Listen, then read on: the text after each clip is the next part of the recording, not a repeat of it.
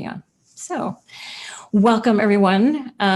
Welcome to Leading with Empathy and Allyship. This is a live event and podcast series. I'm your host, Melinda Briana Epler, the founder and CEO of Change Catalyst, where we build inclusive innovation through training, consulting, and events. So in this series, we go deep, we get real, we build empathy, and we explore tangible, actionable steps that we can all take to be better allies and better advocates for each other.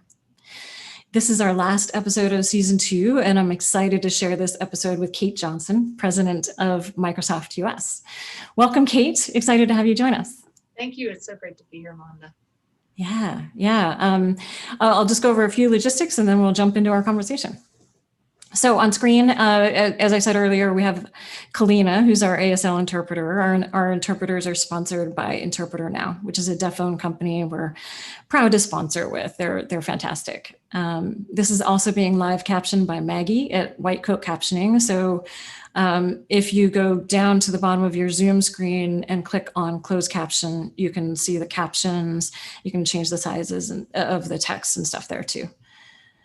We also have from our team, Renzo, Sally, Antonia, and Juliet, who are doing lots behind the scenes, including just monitoring the chat, being in the chat. So if you have questions or anything, please ask them. They're here for you. And please use the Q&A if you have specific questions so we can find them easily. We'll spend some time on Q&A at the end of the session. So in the meantime, please share what you're learning, share what you're thinking about in the chat.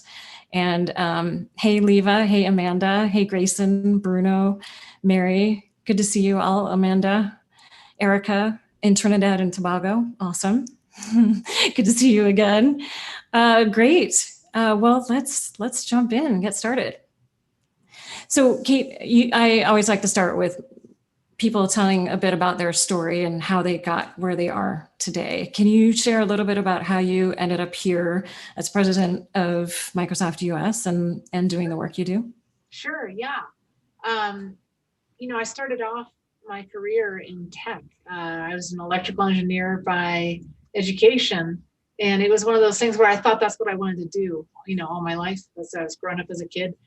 And it was about 11 seconds into my engineering career that I realized that I was a terrible engineer.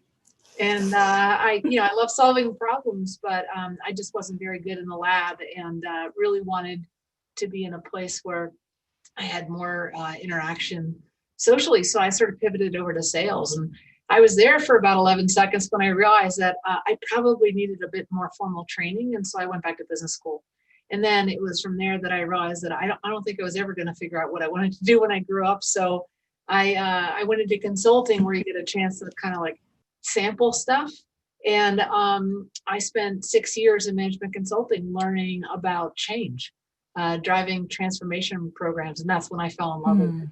And all of the roles that I've had since then have really been around change leadership.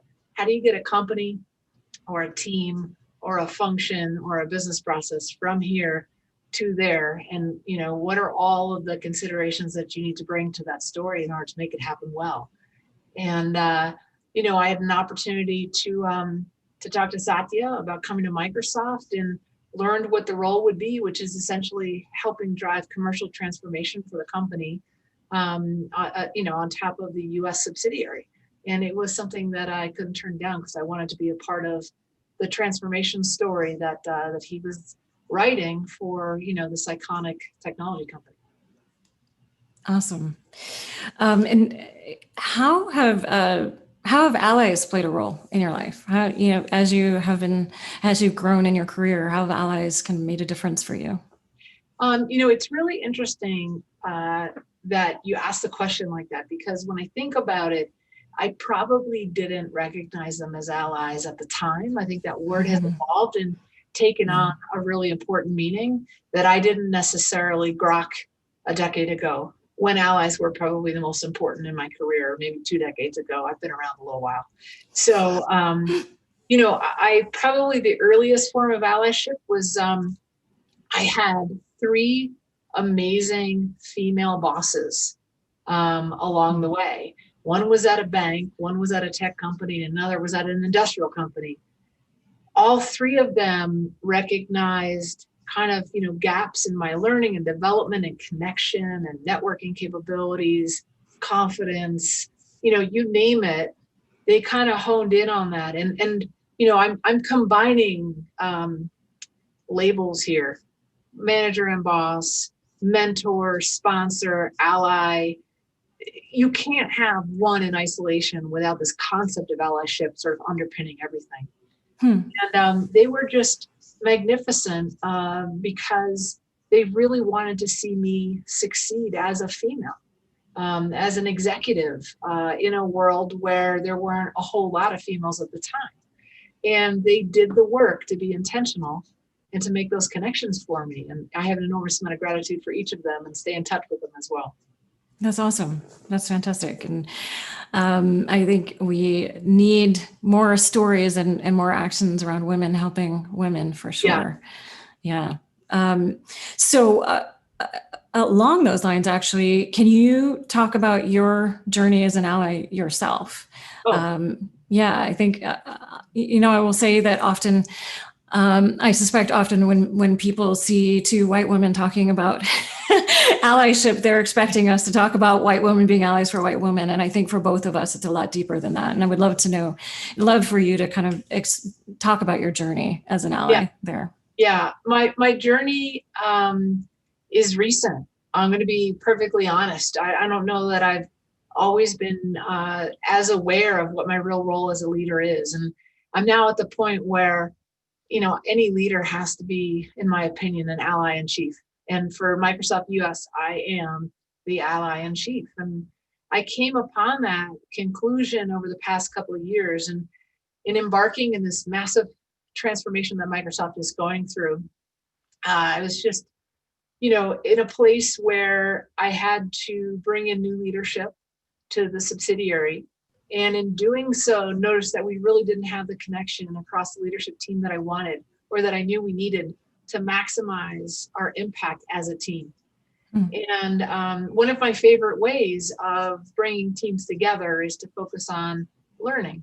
And so, I picked a topic. I wanted to go to Montgomery, Alabama, to learn about the history of African Americans in the United States. And we were fortunate enough to have one of the executives on the team have a connection with Brian Stevenson, the famed attorney, Harvard attorney that wrote Just Mercy, and which became a blockbuster movie. And obviously he's been to the Supreme Court protecting the underserved, has argued there 5 times, successful 4 out of the 5 times. So it was supposed to be an amazing day of learning, and it turned out to be far more than that. It was profound learning, and all of us, as we flew there, we kind of were in our normal mindsets of individuals. And when we flew home, we were a team that had learned something very profound together. And it was really, for many of us, the most impactful immersion in the realities of racism in our country that any of us had ever experienced. How many of you were there? 12. 12, got it. Yeah. Got it. Cool. And we spent 2 days there. So the first day, kind of learning from Brian. We'd all read his book, and then the whole next day, we went to all the museums and the the markers that he has implanted across the city. And it was big for anybody who hasn't been to Montgomery, Alabama, to go to the Legacy Museum and all the other incredible displays of the history of African Americans and Blacks in the United States. I strongly recommend you go. Alas, as we flew home together and we were kind of, going through what we had experienced, there was just this remarkable connection, and it was deep. And I decided to ask Brian to speak at our sales kickoff. Confluence of events led to the fact that we needed him, and he was able to do it. We got him on stage, and we had all of Microsoft U.S. and our partners in the MGM Graham studio in Las Vegas. And, he entered into the arena and he got a protracted standing ovation. And it was an incredible moment for me, because I was like, wow, this isn't just about my leadership team learning about the issue of race in the United States. This is about the entire organization recognizing that we need to learn more about the state of racism and social injustice in our country. And so that was kind of a moment. And the cool thing after that, half-hour fireside chat where he got multiple standing ovations, talking about incredibly raw material, raw content, was that it opened up the channels of communication in the subsidiary.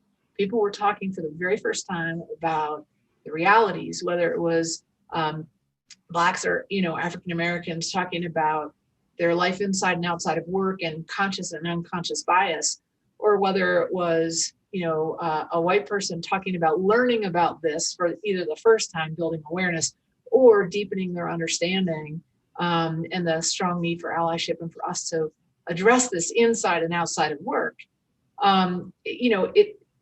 Those channels had never been open before. We'd never talked openly about this at work. And so I decided to kind of take it to the next level. And we took the entire subsidiary to go see Just Mercy on the same day, January 6, 2020. We rented out 42 theaters across the United States, and in partnership with Warner Brothers, who were awesome at helping sort of my little dream become a reality. And we experienced the movie together as a subsidiary. And it's pretty amazing taking several thousand people to see the same thing on the same day. It's the first time I had ever done that, for sure. And it took us to the next level. We hung around in the theaters. We went next door to cafes. We went to libraries. We went to conference rooms after that and talked about everything from our cluelessness to, the epiphanies, to what are we going to do about it, to the plans, et cetera. And it was fantastic. Now, shortly after that, the world went into a shelter in place mode, and the pandemic had hit, and we were all working from home. And then the world shone a light on the racism stage at the global level, and the killings of George Floyd and Ahmaud Arbery and Breonna Taylor and so many more tragedies rooted in racial, in racism. And, all of us were kind of like, we've just learned so much about it, and here it is right in front of us all. What can we do together? And I made a bunch of phone calls to people around the subsidiary to say, how are you? How do you feel? Tell me about what you're going through, and then tell me what I can do. What does support look like from the company, from me as your leader, et cetera? And unanimously, they kind of pointed to this one thing, which is like, we need to learn to have conversations, tough conversations, and we need to figure out what to do about them because we don't know how to do it. We don't have the skills. And so I decided to kind of take it to the next level, which was, okay, how do we give everybody the skills of what Brene Brown would call courageous leadership? I called Brene and said, help. I've got 10,000 people who want to learn how to have difficult conversations. And it's all stemming from the experience this year that the world witnessed, and that we believe in our hearts. If we work on this, we can actually make a difference inside of Microsoft. So that's kind of a long story about my journey of the awakening of being the ally in chief of Microsoft U.S. But along the way, I learned a couple of really important things. Number one, when we focus on a topic like this, you have to surround yourself with advisors, if you will. And the advisors need to be people who can tell you the truth about whether or not you really are an ally. Mm-hmm. You could say you're one, but if you're not getting that validation from the people that you're sponsoring or being the ally to, then it's meaningless. And the second thing is there's an enormous feeling of satisfaction when you take the measure of success off of yourself and you put it on other people, and you say, my success is defined by whether or not I can make this person or group of people successful. And that orientation for me is what allyship is all about. And I kind of went through it over the past couple of years at Microsoft in this role. Awesome.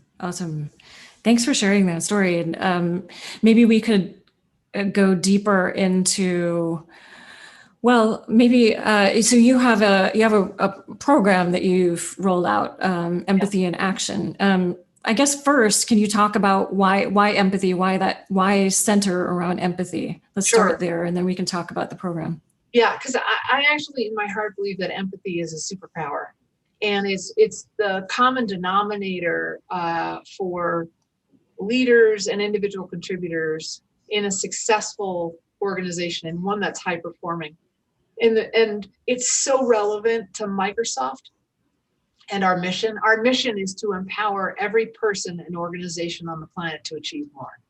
Now, if you're going to actually empower a person or an organization to do more, to be more productive in whatever business they're in, you have got to understand their business. And if you're going to understand their business, you've got to have this ability to listen, to learn. And, so often in our corporate roles, we're sort of very action oriented. We listen to respond. We listen to then say what our opinion is, that our belief is that we know the answer and we want to get to action as quickly as possible.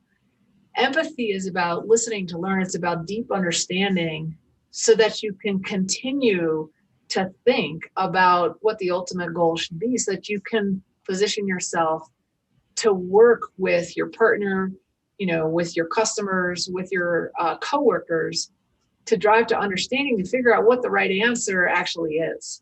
And so I really think that building empathic muscle at scale is one of the keys to unlocking performance and to unlocking our transformation of the company. So, early on, it started as kind of a mantra, like empathy in action. And Brian Stevenson actually taught us something important. His formula for putting empathy into action, which I would argue he's probably the best example of an empathic leader that we have today. He says, you got to have proximity. So you got to get close to whatever it is you're trying to understand. You have to be able to have a narrative to tell the story, right? You have to have hope, because you can't create a following on negativity, or I wish you couldn't, but it's certainly not one that the right people will sign up for. Not in the long term. Yeah. Not in the long term. Right. And then, action. Like, what do you do once you have the understanding, the narrative, and the positivity of that, what the future looks like. And those 4 steps, proximity, narrative, hope, and action, are the key components of empathy. And we started really talking about that and practicing those 4 components. And then, I told you the story of getting to here, where we hired Brene Brown to teach us more skills. That was kind of the next thing. It's like, it can be a mantra, but you're not going to get anywhere unless you have the skills to change behavior. So we've put together a very robust plan with the help of our global partners at Microsoft, Allyship training, manager training, development plans, all that stuff, to make sure that we are teaching the people what it takes to build an inclusive environment, and one that is customer obsessed, that has empathy for the problems that our customers are trying to solve. And then, you can change behavior, but if the systems and processes of your company don't support that, then the change won't be durable, right? Yeah. So our performance management systems, our hiring practices, our development plans, all of these things have to be lined up to support the new skills that we're developing. So we call that operational empowerment, or the operating system to make change last. And then the last piece of the plan, which is probably one of the ones that I get really excited about, is, taking our platform at Microsoft and bringing it into the markets and the communities that we serve. We have incredible resources and a great set of values at the company. And we care deeply about justice reform. We care about access to healthcare. We care about sustainability. We care about, all of these things. And we're able to take those pieces, oftentimes when we're making very significant investments, and to shape them to deliver goodness to the markets that we serve. So like Accelerate is a program where we're driving economic recovery in a post-COVID world by bringing digital skills to the citizens of communities that are most underserved. And we're working with our partners, in the Chamber of Commerce. Some of them are customers, and, and many of them also very oriented towards trying to bridge the digital divide. And making commitments with those companies to hire the people that we train.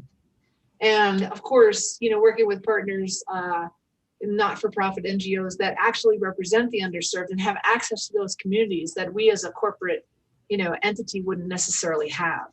So the plan called Empathy in Action, the 3 layers, skills and then operational empowerment and then engaging the ecosystems and communities, really is a way for us to build empathic muscle at scale at Microsoft so we can ultimately fulfill that vision that Satya has of transformation. I love it. Awesome. That's, I'm writing a book and I've been talking about allyship for a long time, and I talk about allyship as empathy in action. And I think that empathy in action looks like allyship. It looks like systemic change as well. Yeah. And you're really looking at both aspects of that. That's fantastic. How I have a few questions kind of going deeper into that. One is, how do you measure success? How do you measure a success of a program like that?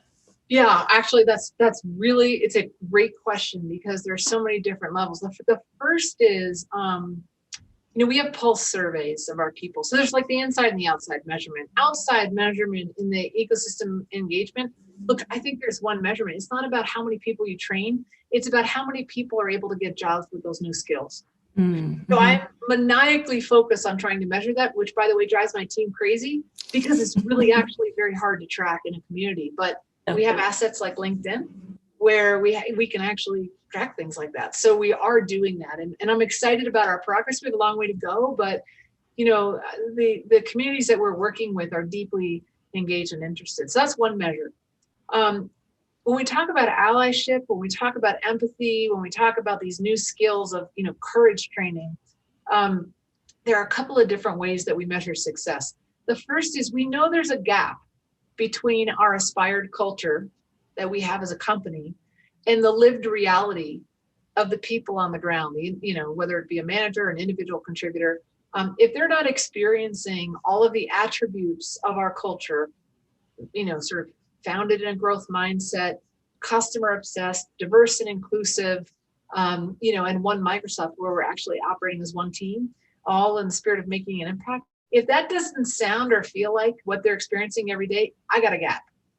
And that gap is typically measured through our daily pulse surveys where we randomly sample employees. We also have a big moment every year called Microsoft Poll, where we have one of the most engaged workforces I've ever experienced in my career, where we get rich data back on whether or not people see and feel a difference. And we ask really important questions. Number one, do you think that your leaders are focused on the right things? Are they actually focused on building an inclusive workforce for you?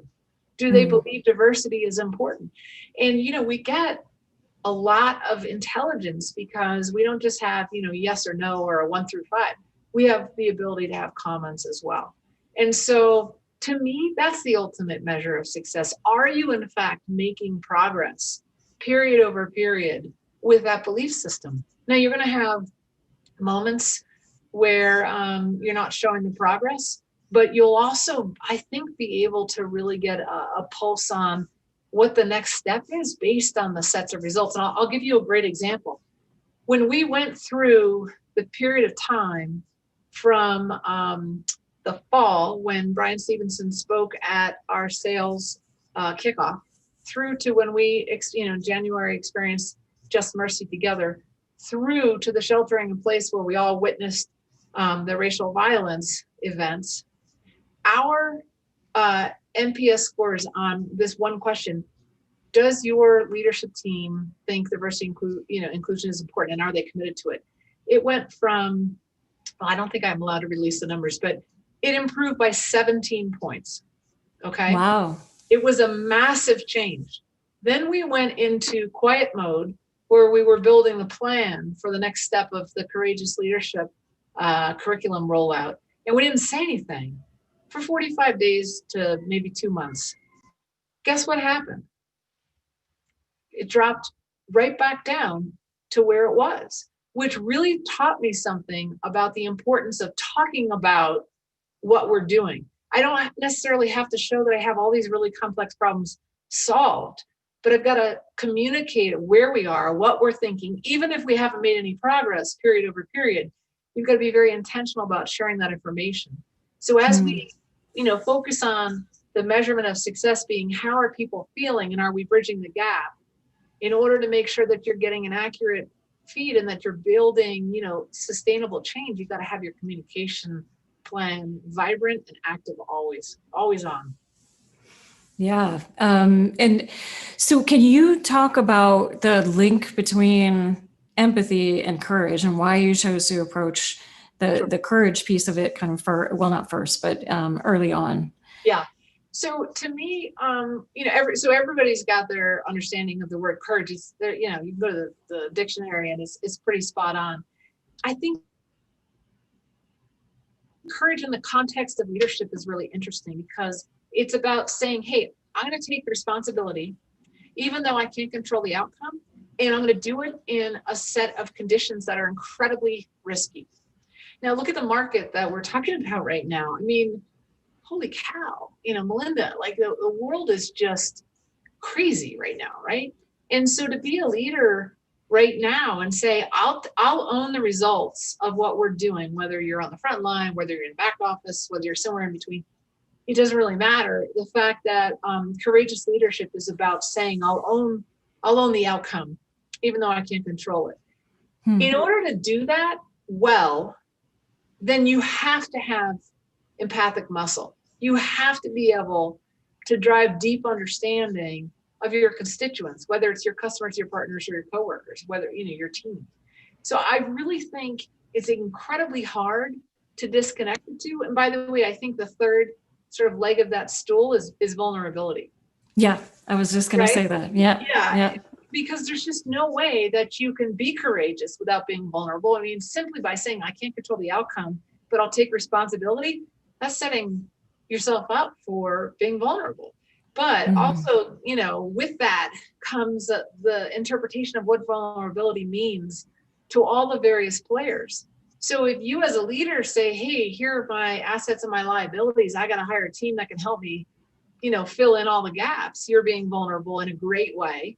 The people who kind of join the team and sign up for the same kinds of conversation, then feel comfortable being vulnerable and sharing their, assets and liabilities. And then all of a sudden you stand the chance of creating a team that has all of the right fixings for success. And there's some things that can seriously trip you up if you lack trust, if you lack psychological safety. The sort of empathy, vulnerability, and courage triangle won't work. But if it does work, then you have, I think, the great makings for unlocking the performance of your people. Yeah, it seems like there's also a level of just having an overall and making it easier for vulnerability and courage is the growth mindset, the openness to growth, openness to change, openness to learning. And I think that is so important as well. So how does leadership play a role in all of this? How does Satya play a role in this? how are you holding yourselves accountable? Yeah, it's a great question. So here's the difference between this company and most of the ones that I've worked for in the past. We have such a clear picture of who we want to be, and it is a gift. And it's deeply rooted in science. So it's not some woolly thing which is ambiguous and nobody really understands it. It's all of the attributes of our culture that we sort of picked, that Satya and his SLT picked to describe who we wanted to be to best embody the workforce that could fulfill our mission.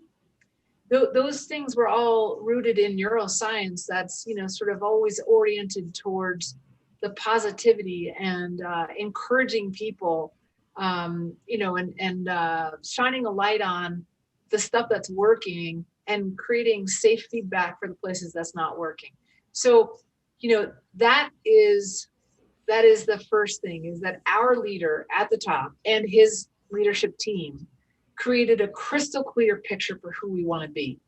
It's up to people like me. I lead a large business, but I'm kind of in the middle. I'm not at the top and I'm not at the bottom. And it's me. I'm the one that we need to unlock to make sure that I embrace the vision of what we need to be, that I'm picking sort of the things to do that will make the most sense to drive our business towards that goal. We know we can't just paint the picture and say, everybody go there. You've got to have, all of the pieces that I described earlier about, you need to make sure everybody's got the right skills. You need to make sure that your processes support the behavior change. And then you need to make it all real in the markets that you're serving. That was what I thought my job should be, to make this a reality. And I gotta tell you, it's taken me a little bit of time to crystallize that vision and mission. And by the way, a whole lot of help from the people who I work with. My entire extended leadership team has had a lot to do with shaping it, because it's deeply relevant to our business, but 100% connected to the mothership. And that's rare. And so we're really sort of enjoying the clarity that came from the fruits of our collective labor, right? A lot of times a culture or a mission is just hanging out there and you point to it, but you don't really know what it means and you don't know how you're supposed to behave to support it. We've addressed all of that, and it's like a gift that is really accelerating the change in how we show up in front of our customers in a beautiful way. And I think it's changing the way that we show up in front of each other, which traces all the way back to that notion of allyship. I have one more question, and then I want to jump into Q&A. So if you all have questions, please drop them into the Q&A function there. I see some coming up here. So you mentioned in your journey that you did some work around change management and within your consulting work, and my background as well. How does that really? Can you go deeper into how that shapes how you look at change? What do you think about when you have a large organization that you're working to shift? What are you thinking about?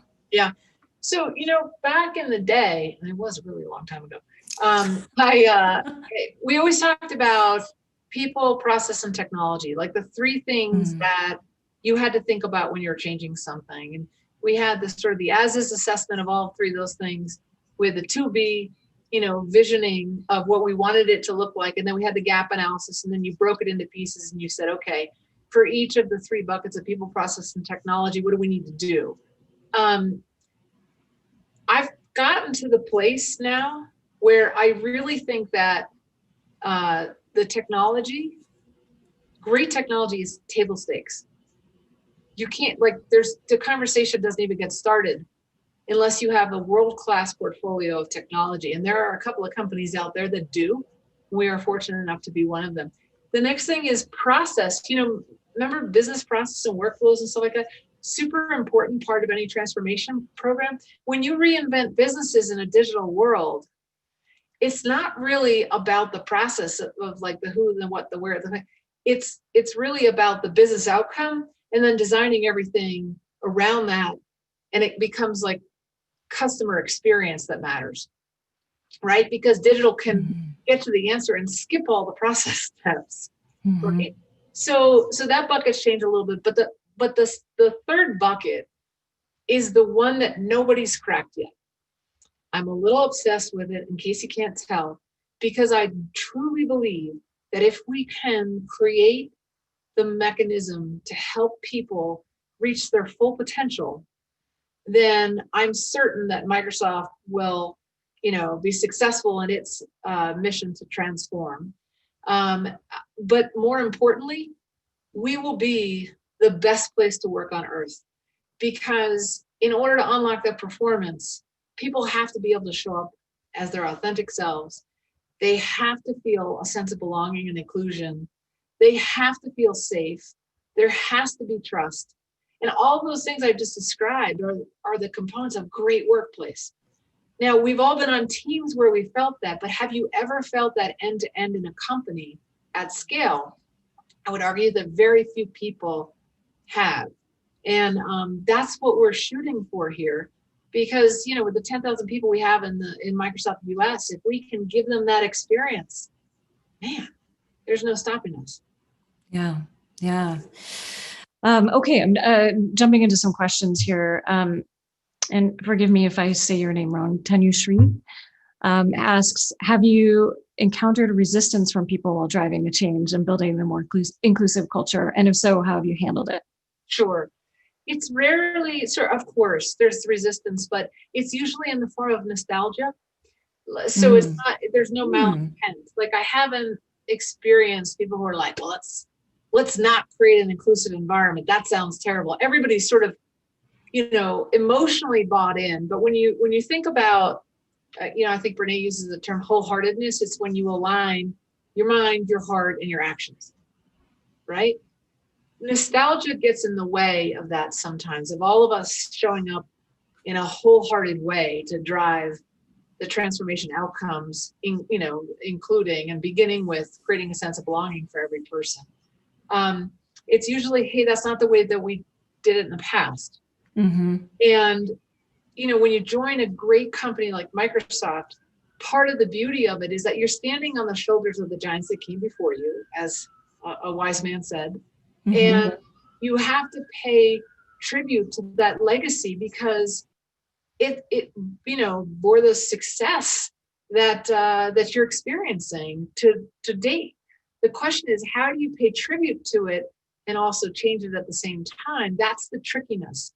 And so I would say that most of the resistance is born out of a place where people either A, don't have the skills to do what you're talking about, and that's what we're trying to address, or B, they feel as though you haven't paid enough tribute to the way that things were done in the past, and they want to feel more of that moving forward. And everybody fears obsolescence or irrelevance. And so that sometimes makes, keeping things going the way, they want them to go, it makes it sticky. And that's what you've got to address. Yeah.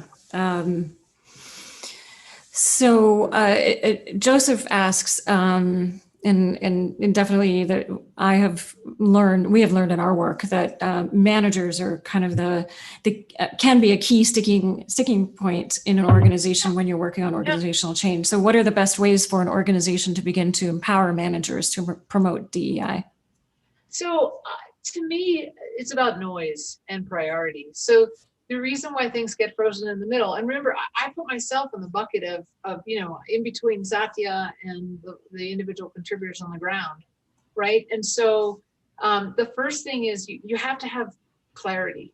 Everybody has to really deeply understand where you're going. In any sort of learning moment, we all know you have to hear something 7 times to really master it. It's the same thing with any sort of change program. It's really hard when you've been doing things one way for a long time to suddenly change your behavior. You need skills, you need the systems, and processes, et cetera. And you need clear metrics and clear outcomes. And a lot of times I find that you don't communicate enough. And that's kind of what gets in the way of everybody sort of feeling empowered that I own this outcome too. So it's about having, a clear mission and vision, having a clear set of actions and activities and the associated outcomes and measurements. And then it's about giving everybody a chance to really understand it more than once. It's got to be a lot of times. And if you're getting to the place where you've gotten rid of all the noise, you have total clarity about what you want to try and do, and you're still not getting the desired outcome, then you actually have to start looking at individuals and say, like, do you believe or do you not believe? Tell me the truth. If you can't get to the truth, then let's look at your actions and do they support what you're saying? And where you have dissonance there, you kind of hone in on that and in a very polite and productive and professional way, point that out. Mm-hmm. Got it. Yes, productive. Yeah, exactly. Great. Amanda asked an interesting question that's been voted up. Looking back at other companies or industries where you've worked and you didn't see a culture of empathy and inclusion, do you think you could go back now and make some of the same changes you're working on at Microsoft? Or do you think you need a visionary like Satya and also his management team? Yeah, so I needed Satya. I needed his leadership team. I needed this moment in time. I mean, it's kind of existential, and it, you know, is the impetus for a lot of change. I also needed 53 years under my belt to have this level of, you know, awareness. I mean, honestly, it's like you can only learn certain things. So, and there was so much time in my career where I was trying to do my job that I didn't pick my head up and realize that leading in that way was my job. And it's very different. And I now have kind of enough confidence to go after a different kind of leadership, which, by the way, isn't always easy. But I also have enough clarity to know that if I focus on the right things, it will directly improve performance. And I wasn't, 20 years ago, I wasn't there. 10 years ago, I wasn't there. And so I really feel like it's a confluence of these amazing things that got lined up. Satya's visionary, you know, his leadership team is amazing. This job is an incredible opportunity that I'm grateful for every day. And then where we are as a company in the market right now is like, you know, putting pressure on us in all the right ways where we have to move quickly. And so we can and will move quickly. So Susan, who is a good friend of mine and also my executive coach, asks, what do you recommend, or what recommendation do you have to an individual leader wanting to take on this personally as a leader, embodying empathy in action? I think it starts with it probably starts with the mandate. Like, what are you trying to accomplish? Because just trying to become a great leader or to change something without the focus on the outcome and the ability to see progress can be really hard. And so the mandate for us is, no matter who you are in the organization, if you see a gap between our espoused culture and the lived reality, that's the gap that you're on the hook to try and help close, no matter what your responsibility is, no matter what your role is. So I would say if you're an individual and you want to do this, the first thing is the why. What are you trying to accomplish?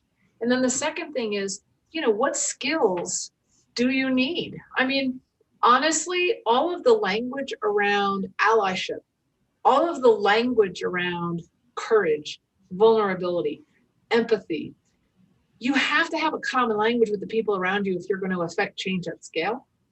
So you can embody this belief system and the values and knowing the right things to do. And you can make a big impact in your personal life, because I have as well, with trying to live this life inside and outside of my job. So all of that is on the table for any individual that wants to. The question is then, how do you make that come alive in no matter what role you have, whether it's an individual contributor, whether it's leading a small team, whether it's leading a big team, because there are ways to make that a reality in all three of those scenarios. Toki asks, what is the best advice a mentor has given you? You mean like ever? Ever in your, yeah. Yeah.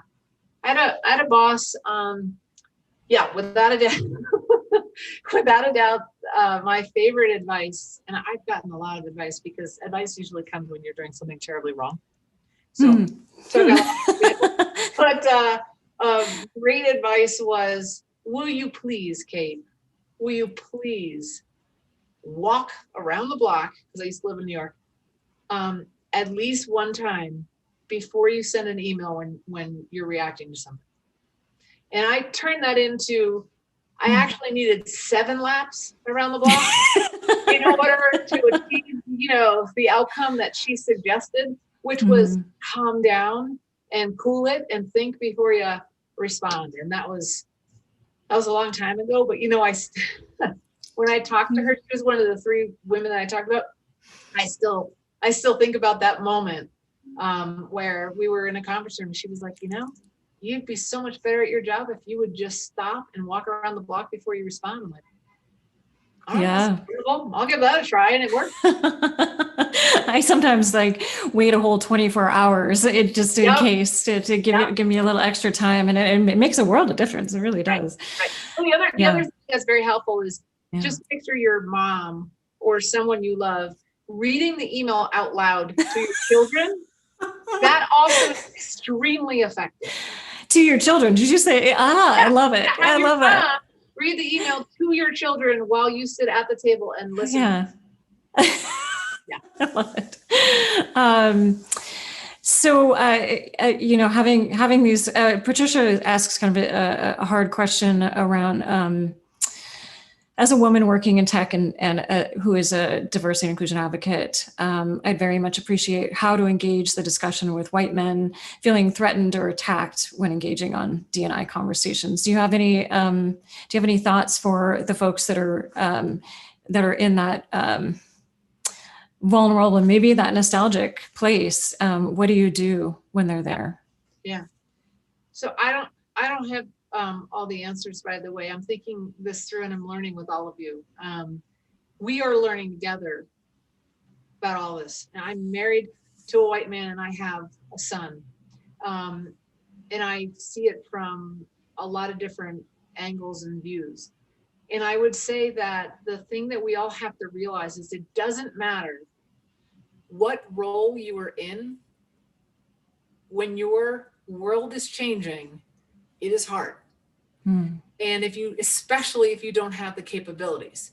So regardless of your perspective, regardless of your understanding of your privilege, when things are changing and you don't necessarily understand them and you certainly can't control them, that can be confusing and hard and requires just as much empathy as the empathy that we are trying to give to those who have been underserved for so long.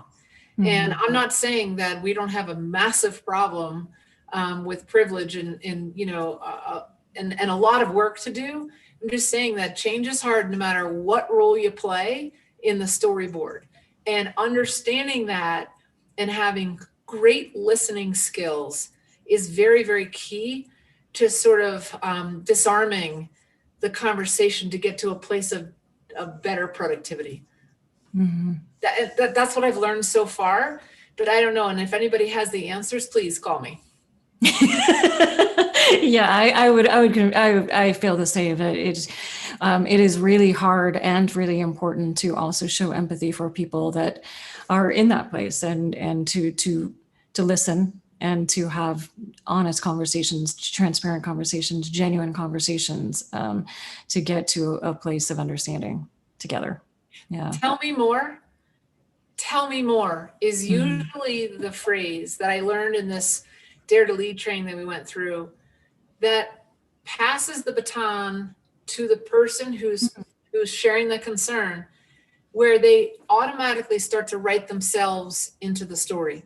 Instead of this is happening to me, you say, tell me more. And they start to lean in and tell you everything from their perspective of how they feel from the first person. And it really changes the game in terms of driving empathy, by the way. That is one trick that I'm using a little bit more that's helping me get through these conversations, which are very difficult and complex. Mm-hmm. Mm-hmm. That's great. That's great. And Patricia answers a very insightful answer. Many thanks. Joseph asks if you will be making any resources available for the work that you're doing publicly. Might Microsoft make resources available for smaller organizations to potentially adapt and use training, agenda, mission statements, evaluation tools? Yeah. There's a couple of questions around, how you're evaluating and if there's a way to get access to any of that. So I think the best place to start is our diversity and inclusion report that we publish as a company, which summarizes much of the impetus for all of the change that I'm trying to make in my subsidiary. My guiding light, my central resource is our D&I team, our chief diversity officer, and all of the material that she publishes. I don't think we've gotten to a place where we're systematically training the world, on all the things we're being trained on. I think we're kind of trying to get it right inside. Now, that being said, we do meet with customers every day on how we're thinking about our transformation. All of the stories that I just told, I tell customers every day. We do coaching sessions where, we look at their plans. We think about how that relates to the work that we're doing together. Is it showing up on the projects? How could we practice it together more, et cetera? So anecdotally or, sort of not systematically at scale, we are, trying to provide insight into what we're doing. And I just want to be really clear. It's not like we've figured this out. It's not like I have 10,000 perfectly, happy people who feel like they have a deep sense of belonging every single day. I've got a lot of work to do. I just have a plan. And that's, I think, the most important place to start. And figuring out resources for smaller companies to make the same kind of progress, I think, is a great question, one that we should research together. Yeah. So I just have a couple of more questions. What is, when you're looking to the future, what is next? Have you thought past this into like what is beyond this, or if not? Kara, I need to really just try and get this done. It will take 100 years. I actually don't think there is we're done, we're there. I think it will constantly be, what is next level? As a matter of fact, I had a next level meeting with somebody just yesterday to say, okay, what if I'm rolling out the Dare to Lead training to all 10,000 people in Microsoft U.S. So we have to learn to have the ability to rumble, the ability to lean into our values and live them, the ability to brave trust, and the ability to rise strong after setbacks. Those are the core components of building a courageous set of leaders in Microsoft U.S. That will take me for the rest of the year. What do I do next? I'm looking for methods and systems and processes to take our ability to connect as human beings to the next level. And anything I do has to work. I kind of have this formula where it's like my extended leadership team. So picture like 100 executives across the 10,000 or so. And then the 1,000 managers. So it's like 100, 1,000, and then the 10,000 people. Everything I do, I have to be able to train the first thing, see if it works, tweak it, then train the managers, see if it works, tweak it, and then train everybody else. And so these have to be sort of special things, whether it's thought leadership, whether it's pilot programs, whether it's, more skills training, it doesn't matter what it is. That's how I think through stuff. So I'm trying to figure out what the next level is, and which is already a year out. I don't have the answers. If you have them, please send them to me. I don't have the magic, the crystal ball. No, but I love that you're thinking about. Clearly you've kind of laid out that you started with one and you built upon that and you built upon that. You saw what was needed and you kind of move to the next stage. I think that is, in some ways, a refreshing way of looking at it. That it really is a continuous process of learning and growth as you go and building as you grow. So where can people learn more about you, about your work? So I try and write on LinkedIn. I don't get to do it nearly enough, but I'm telling the story on LinkedIn. I also am noodling some, I call it Daring Diaries. So it's as we go through the Brene Brown work, what am I experiencing at work, and sort of what have I learned and what are my epic fails? Because that's probably where we learn the most. And so that would probably be the source. The other thing is, if you're a part of a company where we have a relationship together, partner or customer, we can always get the teams together and try and make some magic happen. The last thing is Accelerate, which is that program that I talked about, where we're really trying to bring some of this to the communities that we serve. I think is a great place for the entire ecosystem, whether it's down to the individual or large organizations. There's a role there, and we're figuring that out as well. So hopefully we can learn more about each other through that process. Awesome. And as we go into 2021, what are one or two words that you're going into the next year thinking about? Gratitude. I haven't ever had a period in my life where I use the word more. And I think it finally really means something. It's, I have an enormous, I'm going to get like emotional in a second. I have an enormous amount of gratitude for everything that I have right now, family, job, life, health, the whole deal. And I want to live my life sort of feeling that every day. And this year has been terrible for the world, just terrible. And that has helped me kind of get to a place of really understanding the practice of gratitude and the enormous impact it can have on me individually as well as those around me. And I think that as I think towards 21, I just want to keep thinking about how do we connect everything we do to corporate social responsibility and making an impact in the communities that we serve. We've got a tremendous platform, and bringing the things that I'm talking about to the markets that we serve, I think should be part of our responsibility. It is part of our responsibility, and I'm excited to start to show some progress in 21. So wish me luck. Awesome. Awesome. Thank you. Thank you. Thank you, Kate, for sharing what you're working on, sharing your wisdom, and really appreciate you and the conversation. Well, thank you, Melinda. Thanks for the chance to share some of the ideas, and I love your show and hope to see you soon. Thank you. Thank you. So everyone, I'll leave you with this question. How can you put empathy into action today, this week, this month, this year? How can you put empathy into action? So this is our final episode, the final show for episode 2. You can RSVP for future sessions and sign up for a newsletter at changecatalyst.co/allyship series. And please subscribe to the podcast and the YouTube channel and give us a review or a thumbs up on whatever platform you're on, and share this with colleagues. If you missed any episodes, you can go to our website and check them out. And thank you all. Appreciate you all. Appreciate the amazing questions and your presence, and look forward to seeing you in 2021. Bye, everyone.